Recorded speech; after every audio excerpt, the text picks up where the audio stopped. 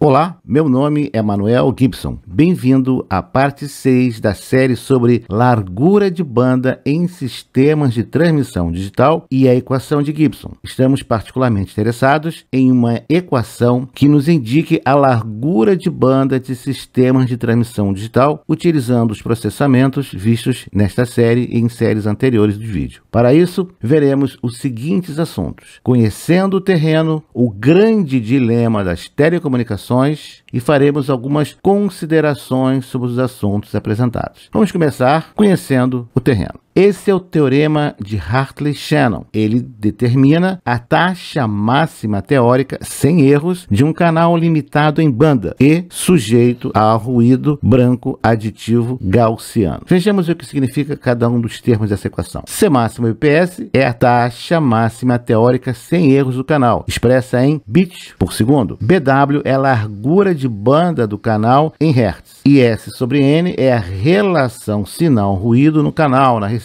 é adimensional, não está em dB. Para utilizarmos na equação, a relação sinal-ruído não pode estar em dB. Fizemos o primeiro exemplo. Converta as relações sinal-ruído em dB a seguir em relações S sobre N, uma relação, uma fração, para utilizar diretamente na equação de Hartley-Shannon. Primeiro exemplo, nós temos uma relação sinal-ruído de 12 dB. Em seguida, 21 dB e 45 dB. Comente os resultados. Solução: uma relação sinal-ruído de 12 dB, para convertermos para uma relação S sobre N, nós colocamos 10 e elevamos a essa relação sinal-ruído dB dividida por 10. No caso, 10 elevado a 12 sobre 10. 10 elevado a 1,2 e temos 15,85. Isso significa que a potência do sinal é 15,85 vezes maior do que a potência do ruído. Tanto S como N estão na mesma unidade, múltiplo sobre múltiplo, do watt. Se, por exemplo, S for igual a 13 nanowatts, a potência de ruído é dada por 13 nanowatts dividido por 15,85, fornecendo 820,19 picowatt. No segundo exemplo, temos uma relação sinal-ruído de 21 dB. Analogamente, 10 elevado a 21 sobre 10, 10 elevado a 2,1 e obtemos 125,89. A potência do sinal, portanto, é 125,89 vezes maior do que a potência do ruído no canal. S igual a 125,89 vezes N, ambos em unidades de watt. No nosso terceiro exemplo de 45 dB, 10 elevado a 4,5, 31.622,78. Então, a potência do sinal é essa relação,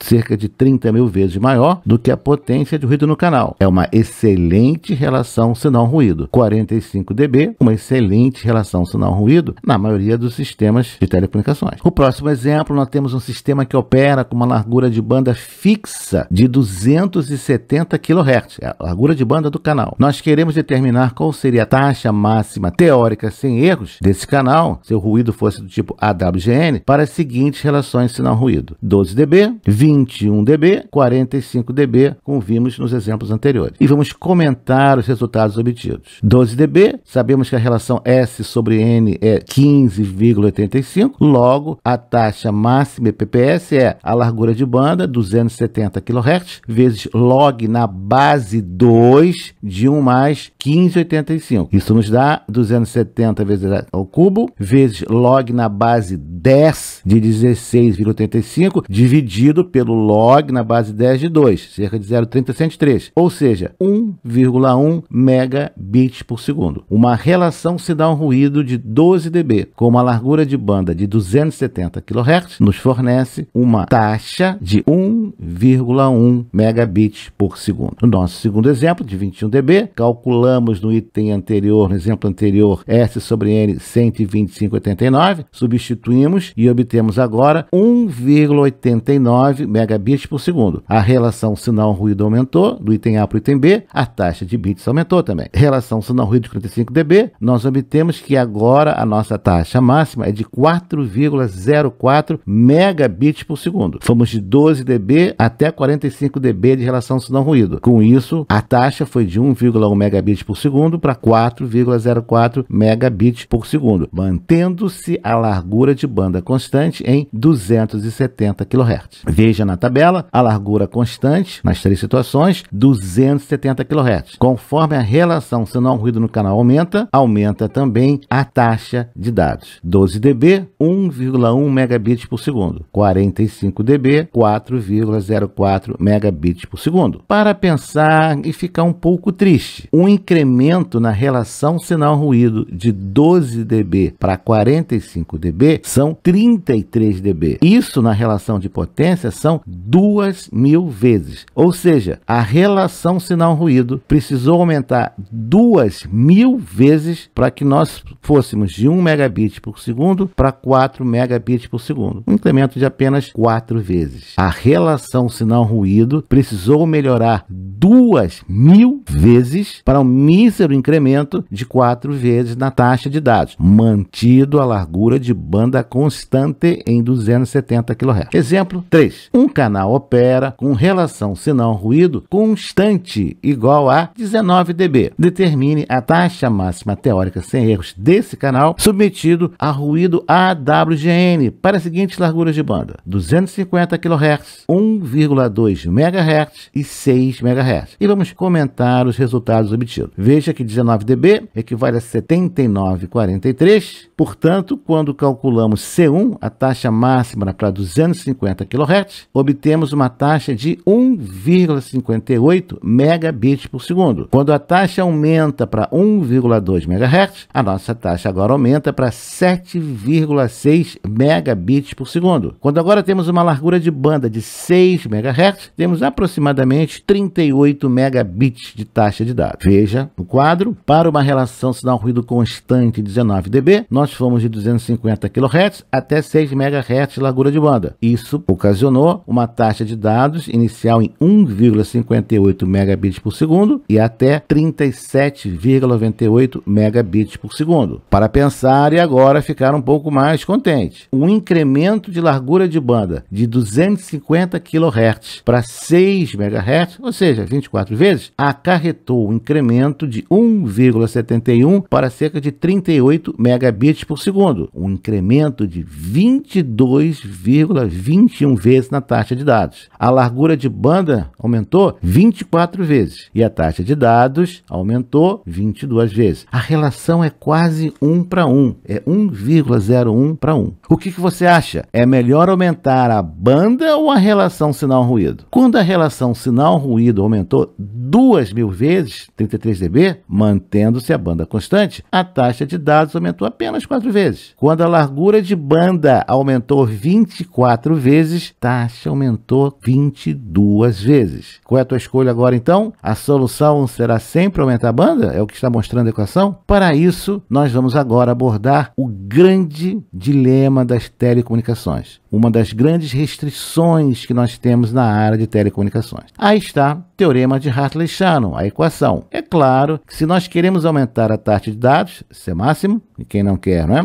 Nós temos que aumentar a largura de banda. BW, está logo ali na frente da equação, não é isso? Se você quer mais C máximo, aumente BW. Quanto maior a largura de banda, maior a taxa de dados. Certo? Bom, a potência de ruído no canal é dado pela largura de banda do canal vezes a densidade espectral de potência de ruído que existe em qualquer canal de telecomunicações. Essa densidade espectral de potência de ruído no canal está sempre presente e o ruído vai ser proporcional a esse parâmetro vezes a largura de banda. Logo, se nós reescrevemos a equação, nós temos que a taxa máxima é BW, continua multiplicando, mas agora dentro do parênteses, na relação sinal-ruído, o denominador também tem BW. Nós temos BW aqui na frente, ó, que bom, multiplica, e aqui, divide, isso não é bom. Quanto maior a banda, maior a taxa. Nesse termo, quanto maior a banda, menor a taxa, porque vai diminuir a relação sinal-ruído. E agora? Problema. Quando aumentamos a largura de banda de operação, em uma primeira análise, aumentamos a taxa de dados. Porém, quando aumentamos a largura de banda, aumentamos também o ruído na banda, o que diminui a relação sinal-ruído, o que, portanto, diminui a taxa máxima no canal. O que fazer? Quem poderá nos salvar? Sim, queremos banda, mas também queremos uma boa relação sinal-ruído. E o ruído? De que tipo de ruído nós estamos falando? Existe um ruído principal, dominante? Qual a origem do ruído? É possível eliminar o ruído? E reduzir, pelo menos? Basta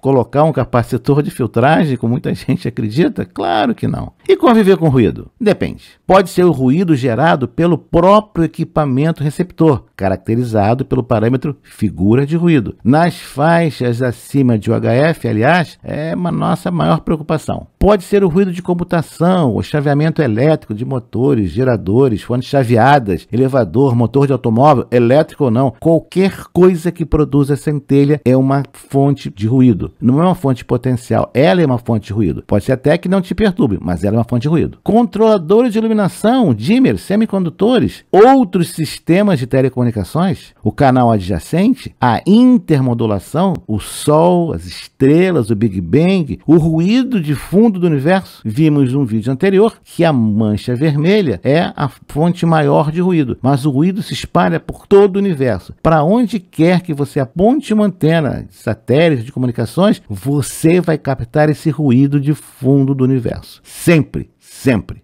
Não importa o que você faça, não importa o quanto você gaste, não importa quanto você estude, você nunca vai eliminar um ruído. Cada componente do teu receptor gera ruído. Todos os condutores acima de 0 Kelvin geram ruído. Qualquer coisa acima de 0 absoluto gera ruído. Todo o universo conhecido está acima e às vezes bem acima de 0 Kelvin, como nós vimos na figura anterior. Não importe para onde você aponte a antena, sempre vai captar ruído. Sempre. Resumindo, conviva com o ruído.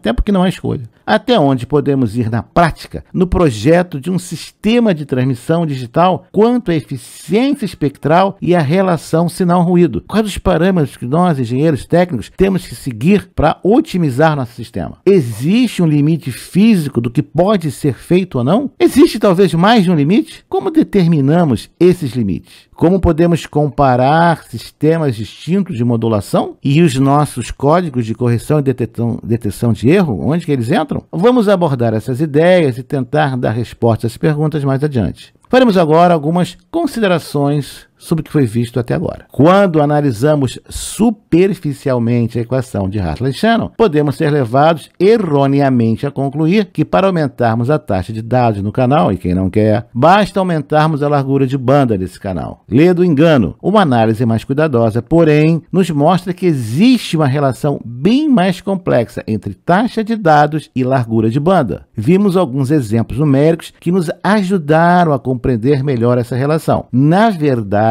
aumentar a largura de banda indiscriminadamente leva a um aumento da potência de ruído no canal, com a consequente queda na relação sinal-ruído e, portanto, voltamos a uma redução na taxa de dados. Mas parece que existem limites. Quais são esses limites? Como podemos maximizar a taxa de dados em sistemas reais? Qual a largura de banda mínima de operação nesse caso? E a equação de Gibson? Como e onde aplicada? O que nós vamos ver no próximo vídeo? No próximo vídeo, nós vamos examinar os limites impostos pela equação de Hartley-Shannon quanto à taxa de dados, relação sinal-ruído e largura de banda em sistemas reais. Veremos também uma análise do gráfico eficiência espectral versus relação sinal-ruído, o que nos levará ainda mais perto da decisão do tipo de modulação e do código do canal a ser utilizado, ou seja, qual a solução prática de um circuito ou um sistema comercial e da consequente largura de banda de operação. Bom, nos vemos no próximo vídeo. Até lá!